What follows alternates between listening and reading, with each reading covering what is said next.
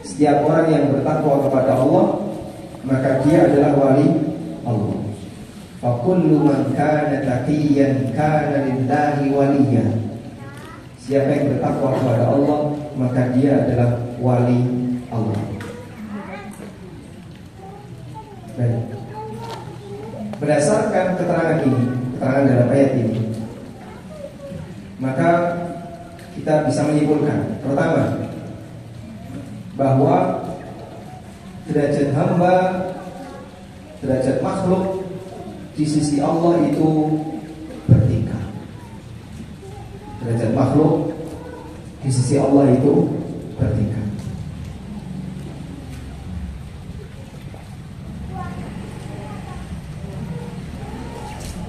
Ada makhluk yang derajatnya dekat dengan Allah, dan sebaliknya ada yang jauh dari Allah. Sehingga tingkatan derajat makhluk ditentukan oleh kedekatan dia dengan Allah. Saya ulang, tingkatan derajat makhluk ditentukan oleh kedekatan dia dengan Allah. Sehingga nggak benar perkataan orang liberal, sebagai ciptaan Allah kita punya derajat yang sama di hadapan Tuhan. Maka tidak boleh seorang makhluk merasa lebih tinggi dibandingkan makhluk yang lain. Baik, kalimat ini salah atau benar? Kalimat ini salah atau benar? Sebagai makhluk Tuhan, kita punya derajat yang sama di hadapan Tuhan. Karena itu kita tidak boleh merasa lebih tinggi dibandingkan makhluk yang lain. Kalimat ini salah atau benar? Oh, ragu. Benar ya? Benar atau salah? Salah. Salahnya gimana? Kalau makhluk Tuhan derajatnya sama, berarti dia dengan wedhus. Dan mau nggak dia dikatakan sejajar dengan wedhus? Nggak mau. Pasti yang namanya makhluk punya derajat yang berbeda. Sehingga ketika disamakan, ya kita nggak terima. Kita dengan iblis beda derajat. Setan beda derajatnya dengan manusia. Maka mengatakan bahwa sebagai makhluk Tuhan kita punya derajat yang sama, ini kalimat yang tidak diterima oleh logika. Logika dia juga tidak terima. Dia dikatakan sebagai binatang kan tidak mau. Padahal dikatakan sebagai makhluk Tuhan. Dan saya pernah mendengar langsung orang, dia mahasiswa di salah satu kampus negeri Jogja yang sedang mengambil doktoral kalau nggak salah, kalau menyampaikan kajian membela Syiah. Dohirnya kayaknya dia bukan Syiah, tapi dia Syiah, membela Syiah. Lalu dia katakan, kita itu punya hubungan persaudaraan dengan Syiah, karena kita dengan mereka nabinya sama. Sehingga karena ada kesamaan, maka kita masih saudara. Itu berangkat dari situ dia ingin melakukan takrib antara Ahlussunnah dengan Syiah, pendekatan antara Ahlussunnah dengan Syiah. Kemudian dia mengutip dalil Allah menyebut para nabi itu sebagai saudara kaumnya. Wa ila 'adin akhahum Hudan wa ila Thamud akhahum Shalihah. Aku utus kepada kaum 'Ad saudara mereka Hud. Kenapa disebut dengan akhahum saudara? Karena mereka punya kesamaan asal, yaitu sama-sama dari keturunannya, fitrah yang sama. Maka disebut dengan akhahum saudaranya. Kalimat ini tidak sama. Tapi kalau ukhuwah karena terah disamakan dengan ukhuwah karena iman, itu sama. Karena kaum 'Ad musuhnya Nabi Hud dan kaum Thamud memusuhi Nabi Shalih. Wa ila Madyan akhahum Syu'aiban. Kaum Madyan memusuhi Nabi Syu'aib. Sampai kaum Madyan itu mengancam Nabi Syu'aib, walaula rahtuka la rajamna. Kalau bukan karena kelam kamu, kami akan melempari alimu wahai Nabi Syuaib. Sehingga mereka mau merajam Nabi Syuaib. Maka saya waktu itu batin. Kalau hanya karena masalah kesamaan kita disebut saudara, kita juga sama dengan binatang, sama-sama makhluk Allah. Dan jelas dia tak bakalan mau kalau disebut saudaranya binatang, begitu ya. Sehingga adanya titik kesamaan itu terjadi pada semuanya. Adanya titik kesamaan terjadi pada semua. Kita dengan binatang sama-sama makhluk, tapi derajatnya beda. Sebatas ada titik kesamaan, tidak menyamakan derajat. Dipahami? Sehingga makhluk Allah itu bertingkat, dan tingkatan makhluk Allah tergantung dari kedekatan dia dengan Allah Subhanahu wa taala. Yang kedua,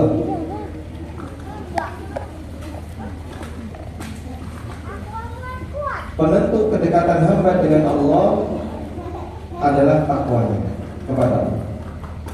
Penentu kedekatan hamba dengan Allah adalah takwa dia kepada Allah. Dan ini anugerah yang luar biasa bagi para hamba. Karena takwa itu semua punya peluang yang sama. Takwa itu semua punya peluang yang sama. Maka tidak ada istilah yang bisa bertakwa hanya keturunan Nabi yang nasabnya bagus. Yang bisa bertakwa hanya keturunan kiai yang bergelar Gus. Yang bisa bertakwa hanya yang punya nasab dai. Tidak ada ketentuannya.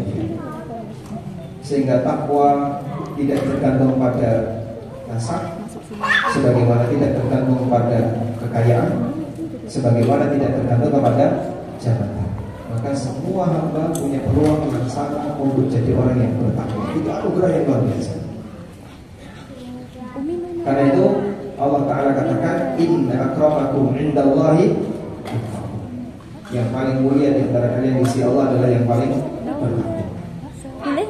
Sehingga takwa tidak tergantung kepada properti apapun yang dibanggakan oleh manusia, baik hartanya, nasabnya, fisiknya.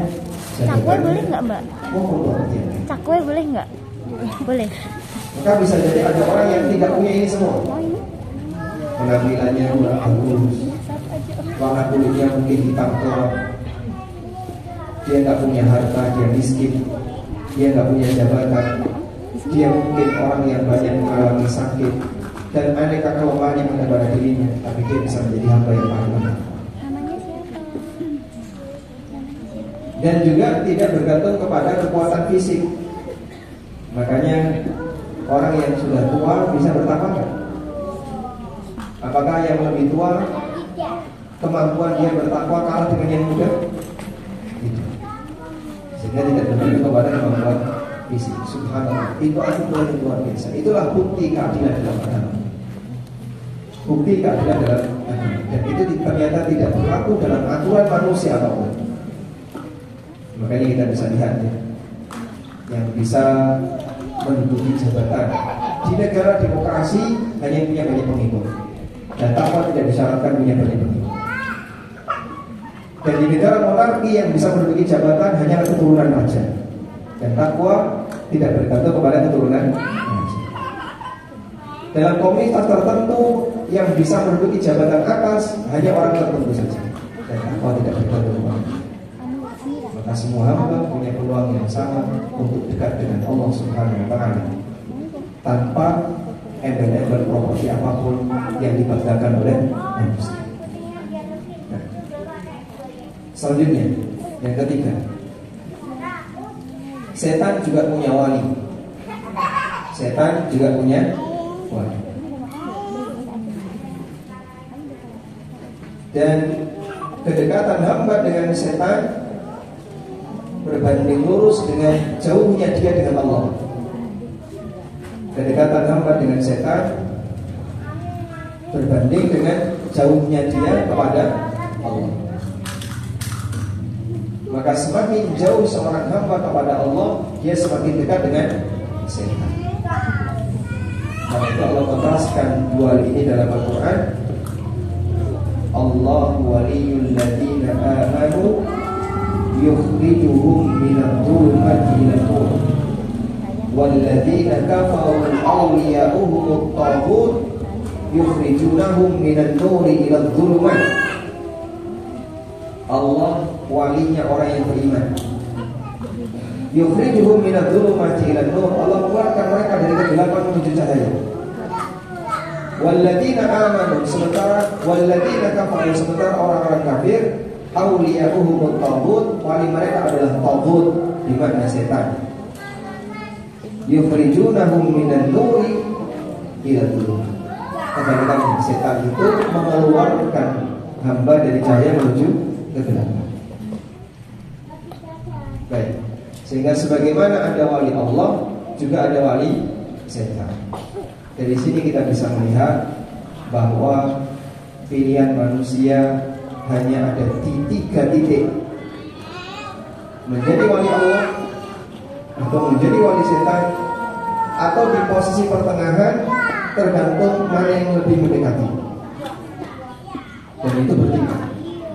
Ada yang persentase wali setannya lebih dominan dibandingkan wali Allah dan sebagainya. Dan maka dari sini kita bisa buat catatan yang keempat, bahwa wali Allah itu bertingkat. Wali Allah itu bertingkat, dan tingkatannya ada 3. 3 tingkatan itu disebutkan di surat Fatir ayat 32. 3 tingkatan wali Allah disebutkan di surat Fatir ayat 32. Boleh sampai. Coba buka surat Fatir ayat 32. Ketemu? Ya, ini ada bukannya. Ada surat Fatirnya nggak di situ? Tadi kelewat. Coba buka surat Fatir ayat 32. Kita baca dulu.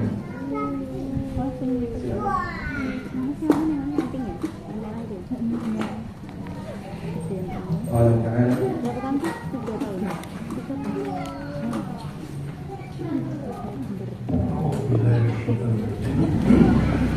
ثم أورثنا الكتاب الذين اصطفينا من عبادنا فمنهم ظالم لنفسه ومنهم مقتصد ومنهم سابق بالخيرات بإذن الله ذلك هو الفضل الكبير. Artinya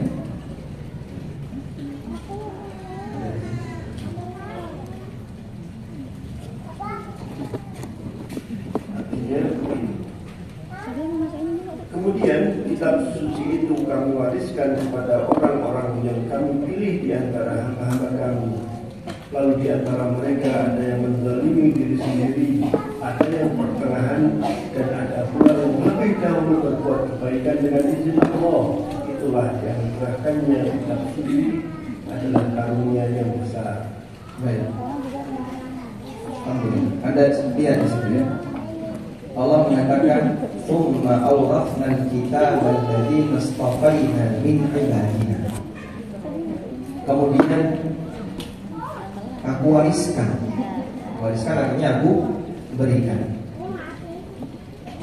Aku berikan kitab suci itu kepada orang-orang istafaina yang kami pilih, yang aku pilih, min ibadina, di antara hamba-hamba. Siapakah mereka? Umat Muhammad SAW. Sehingga alladzina istafaina min ibadina adalah umat Nabi Muhammad SAW, al-mu'minun, orang-orang mukmin. Semuanya disebut oleh Allah sebagai alladzina istafaina min ibadina, orang-orang yang kami pilih di antara hamba kami. Sehingga mereka masuk dalam lingkaran wali Allah, karena sebagai orang yang dipilih oleh Allah. Sudah? Berarti siapakah orang yang terpilih itu, Pak? Siapakah orang yang terpilih itu? mukmin. Orang yang terpilih itu mukmin. Kemudian Allah jelaskan, mukmin itu ada 3 kondisi, ada 3 tingkatan. Faminhum dzalimun li nafsi, ada mukmin yang menzalimi dirinya sendiri, yaitu mukmin yang maksiatnya lebih banyak daripada ketaatan. Dia wali Allah dengan iman yang dia punya, dan dia orang yang dipilih oleh Allah, meskipun dia punya kemaksiatan yang lebih tinggi dibandingkan ketaatan. Wa minhum muqtasid, dan ada yang pertengahan. Yang pertengahan ini antara kebaikan dan keburukannya relatif sama. Wa minhum sabiqum bil khairat, dan ada yang mendahului dalam kebaikan, sehingga amal baiknya lebih dominan dibandingkan amal buruk. Karena itu kata Syekhul Islam rahimahullah, ayat ini menunjukkan tingkatan wali Allah Subhanahu wa taala. Sehingga disebutkan tingkatan wali Allah berdasarkan surat Fatir ayat berapa? Ayat berapa? Kalau yang ngantuk jawab. Ayat berapa? 32. Berdasarkan surat Fatir ayat 32, bahwa wali Allah ada 3 tingkatan. 1, darajatul zalim bi nafsi, orang yang menzalimi dirinya sendiri. Wa huwal mu'min al-asi, ini adalah mukmin meskipun dia tukang maksiat. Yang kedua, al-muqtasid, orang yang derajatnya pertengahan. Wa huwal mu'minul ladzi yuhafizu ala awamirillah, yaitu mukmin yang menjaga perintah Allah, menjauhi larangannya, namun masih beriman dengan maksiatnya. Jadi yang wajib dia kerjakan, dia tinggalkan yang haram, tapi dosa-dosanya masih banyak, dia muqtasid.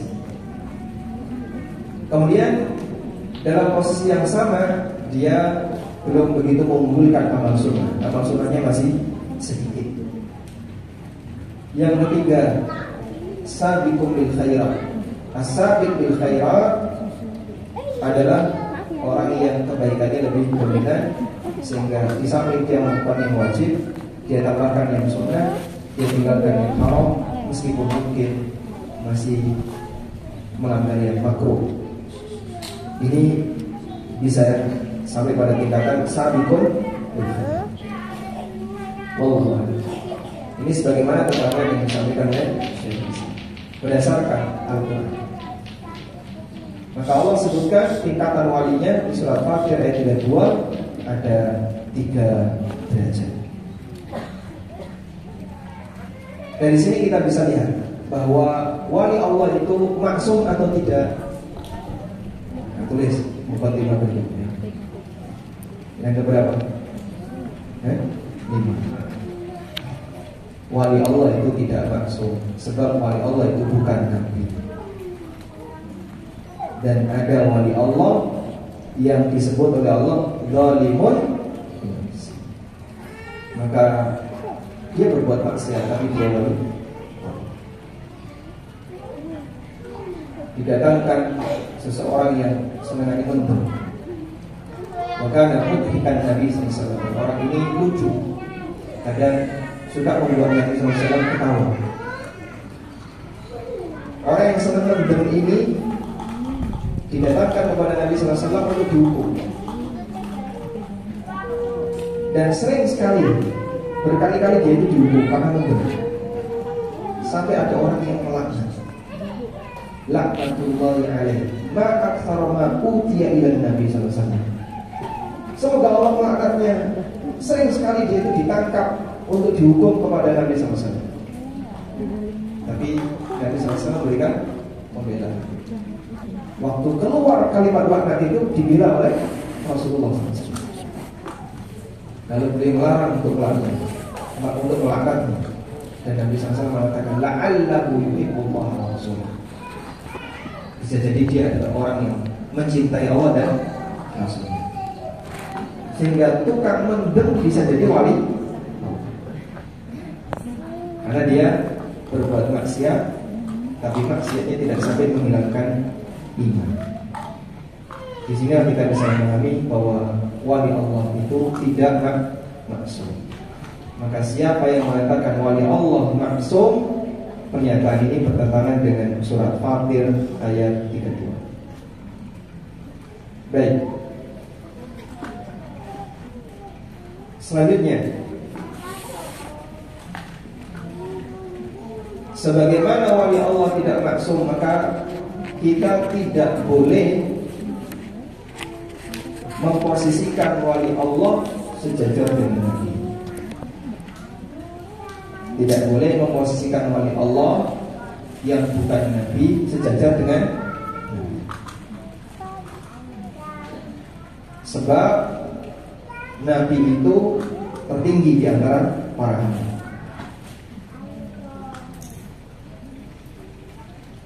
Karena itu kalau ada yang meyakini wali lebih tinggi dari Nabi, ini keyakinan kekufuran.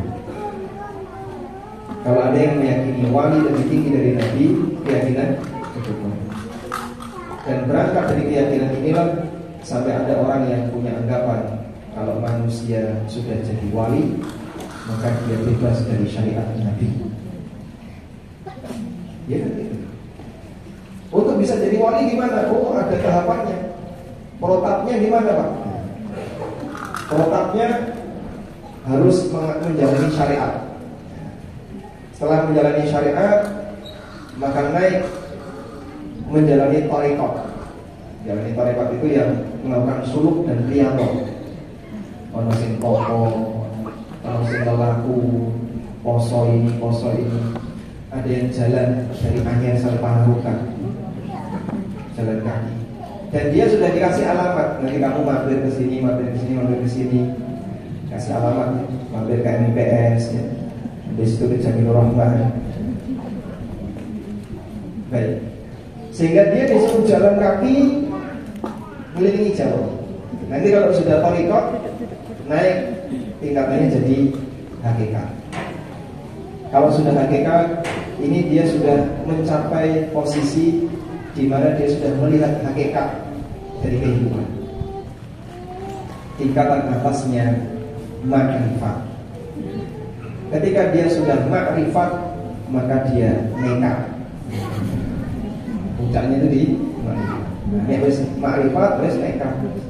Gak sholat, gak poso, maksiat biasa, mendem itu biasa. Dan kata dia, saya tidak ada dosa karena saya sudah mencapai makrifat. Akhirnya dia nekat melakoni maksiat, meninggalkan sholat, terus disiksa di akhirat. Aku tahu.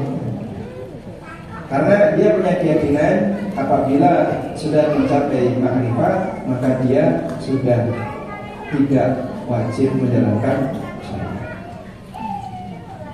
Dan ini keyakinan yang sufi tadi. Makanya salah satu di antara penyimpangan akidah yang dimiliki oleh sufi dalam masalah kewalian adalah dia punya anggapan bahwa wali itu tidak wajib menjalankan syariat karena dia merasa lebih tinggi daripada. Dan mereka punya dalil. Sufi punya dalil. Apa dalilnya? Dalilnya adalah peristiwa Khidir bersama Musa. Khidir dengan Musa, yang nabi yang mana? Yang nabi yang mana? Musa atau dua-duanya? Dua-duanya. Musa nabi, kaum muslimin sepakat. Apakah Khidir nabi? Ada khilaf di antara ulama. Memang kita mengakui ada sebagian ulama yang mengatakan Khidir bukan nabi, tapi dia wali. Sehingga dalam posisi ketika Musa diminta untuk menemui Khidir, status Khidir itu bukan nabi. Dalam pertemuan Musa dengan Khidir, siapa gurunya, siapa muridnya? Yang guru yang mana? Khidir. Muridnya? Dalam sesi itu saja, dalam sesi pertemuan Musa dengan Khidir.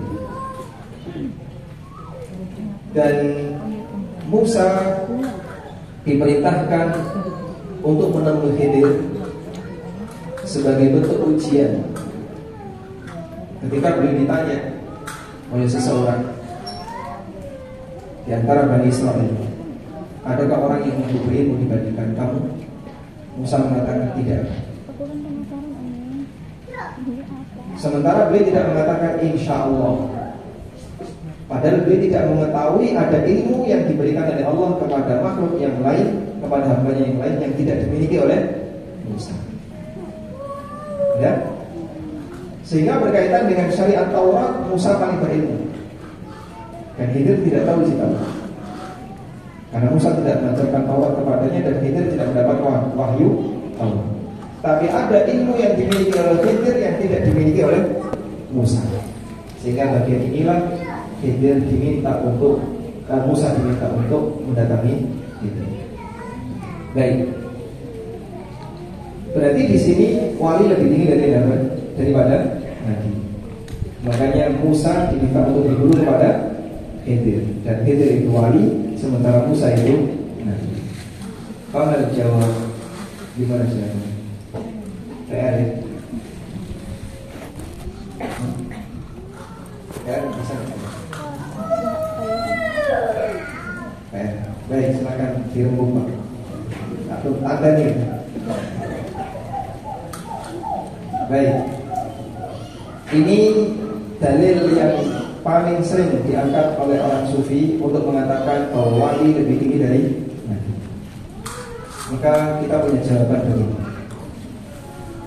Pertama, bahwa Nabi Musa itu tidak diutus untuk mendakwai seluruh umat manusia, tapi beliau diutus oleh Allah hanya kepada Bani Israel. Dan Khidir bukan Bani Israel, maka Khidir bukan umatnya Musa. Khidir bukan umatnya Musa. Dipahami? Karena Khidir bukan umatnya Musa, maka Khidir ketika melakukan tindakan yang bertentangan dengan syariatnya Musa, boleh atau tidak? Karena beliau bukan umatnya Musa. Berbeda dengan Nabi Muhammad SAW, beliau diutus oleh Allah untuk seluruh umat manusia, tanpa mengenal dia dari suku. Allah Subhanahu wa Ta'ala mengajarkan kepada Nabi-Nya SAW, Inni Rasulullah ilaikum jami'an. Aku adalah utusan Allah kepada kalian semua. Cuma ini ada di sini.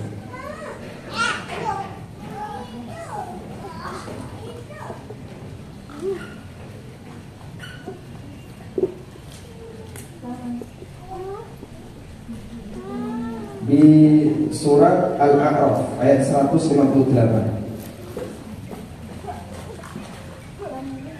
Di Al-A'raf ayat 158 Allah berfirman, Qul ya ayyuhan nas inni Rasulullah ilaikum jami'an.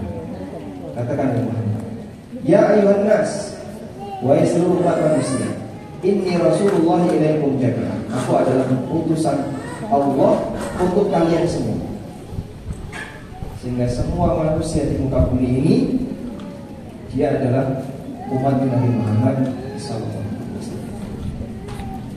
Karena mereka umatnya Nabi Muhammad SAW, maka mereka berkewajiban untuk melaksanakan syariatnya Nabi Muhammad SAW.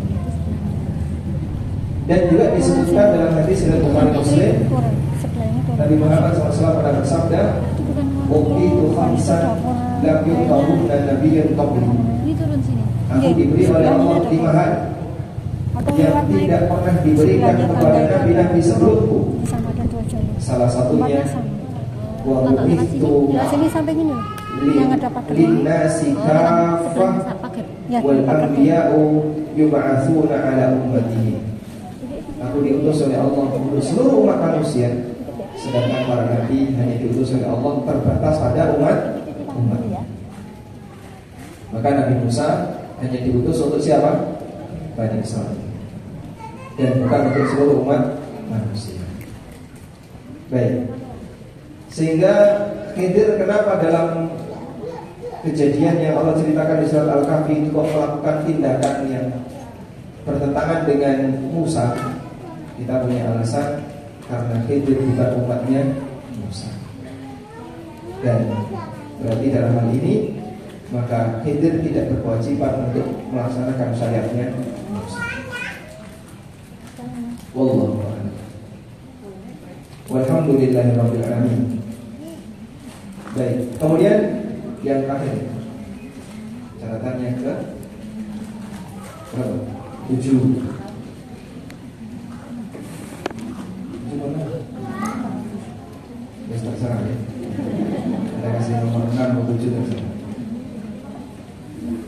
Nah, yang terakhir bukan syarat oleh Allah harus punya karomah. Bukan syarat untuk menjadi wali Allah harus punya karomah. Dan tidak ada hubungannya. Karena untuk menjadi orang yang bertakwa tidak harus punya kesaktian. Bahkan untuk menjadi nabi tidak disyaratkan harus punya mukjizat. Ada nggak nabi yang mukjizatnya sama sekali tidak diceritakan dalam Al-Quran? Kita nggak dapat cerita tentang mukjizat Nabi itu dalam Al-Quran. Nabi siapa? Saya mau tanya, mukjizatnya Nabi Saleh itu apa? Ya? Onta yang keluar dari batu. Baik, sekarang apa mukjizatnya Nabi Lut?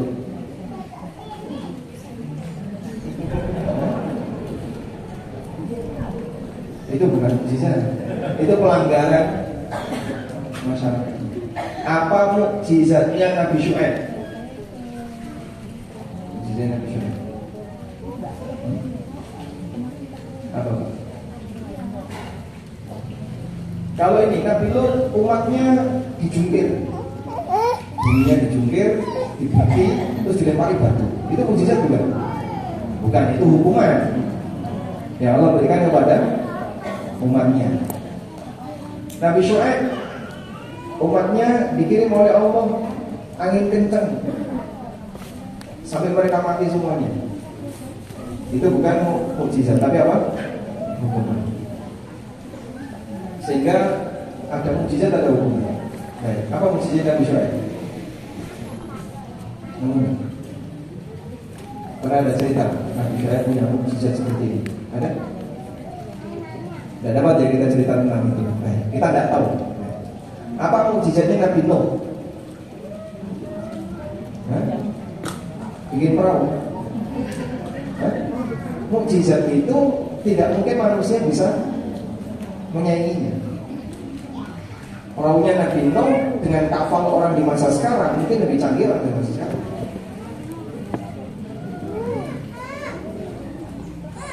Dapat info banjir. Mukjizat Nabi adalah dapat info. Yaitu semua Nabi dapat wahyu. Semua Nabi dapat wahyu. Kalau semua Nabi dapat wahyu, betul. Karena itu bagian dari syarat Nabi. Tapi apakah semua Nabi itu punya mukjizat tertentu yang menunjukkan kehebatan yang ditampakkan kepada masyarakatnya? Dalam Al-Quran kita menjumpai ada beberapa daftar Nabi yang mukjizatnya tidak Allah ceritakan. Jadi kita sebutkan Nuh, Lut, Syuaib. Ini sering disebutkan, tapi mukjizatnya tidak diceritakan. Wallahu a'lam. Sehingga mukjizatnya apa sih? Kok nggak ada? Kalau mukjizat Nabi yang lain kan diceritakan. Yang paling banyak Nabi siapa? Musa. Nabi Isa juga banyak. Tapi beberapa Nabi yang dari kita sebutkan satu pun tidak diceritakan. Sehingga ini menjadi salah satu kaidah, bukan syarat untuk jadi wali Allah punya karomah, sebagaimana bukan syarat untuk menjadi nabi harus punya mukjizat. Tapi syaratnya apa Pak? Kalau nabi untuk jadi harus dapat wahyu. Makanya kata Syekh Muhammad bin Abdul Wahab, Nabi Muhammad SAW itu nubbi'a bi'iqra wa ursila bil muddathir. Di usul salat masih ingat ya kalimat ini, nubbi'a bi'iqra wa ursila bil muddathir. Beliau dijadikan nabi dengan Iqra dan dijadikan rasul dengan al-muddathir. Wallahu a'lam. Alhamdulillahirabbil alamin. Kita sudah menyelesaikan beberapa muqaddimah seputar masalah wali Allah, dan ada satu hadis yang disebutkan oleh penulis, man adani waliyan faqad adantuhu bil harbi. Kita terjemahkan ya. Kita selesaikan. Rasulullah sallallahu alaihi wasallam bersabda, Allah berfirman. Jadi ini hadis qudsi.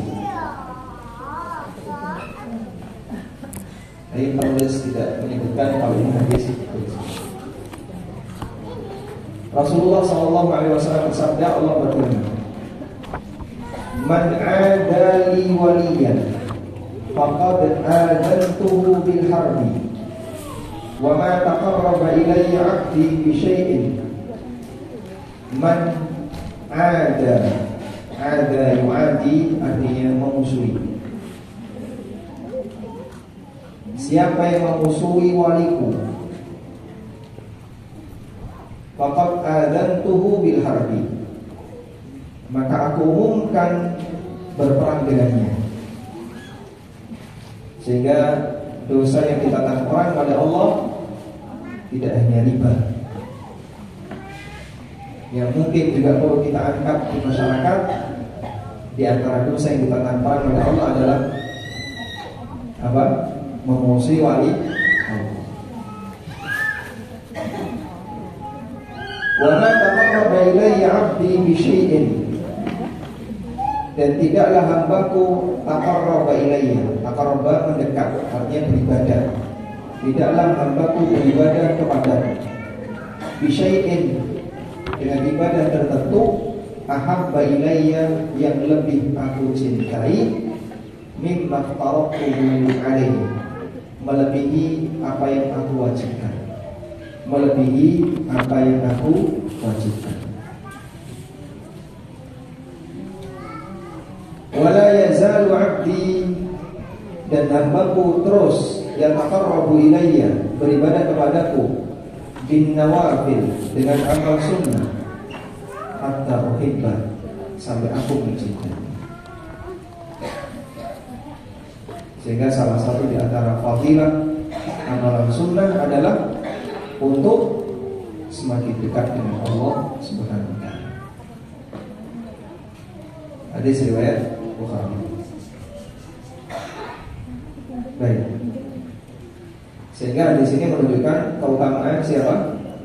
Wali Allah. Keutamaan wali Allah seperti ini. Demikian, wassallallahu ala nabiyyina Muhammadin wa ala alihi wa sahbihi wa sallam, wa akhiru da'wana alhamdulillahi rabbil alamin. Wassalamualaikum warahmatullahi wabarakatuh.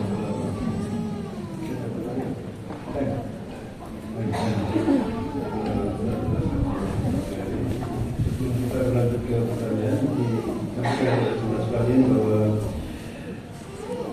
2 malam lagi kita akan menyelesaikan buku Biarkan Kita Kisah. Kemudian kita akan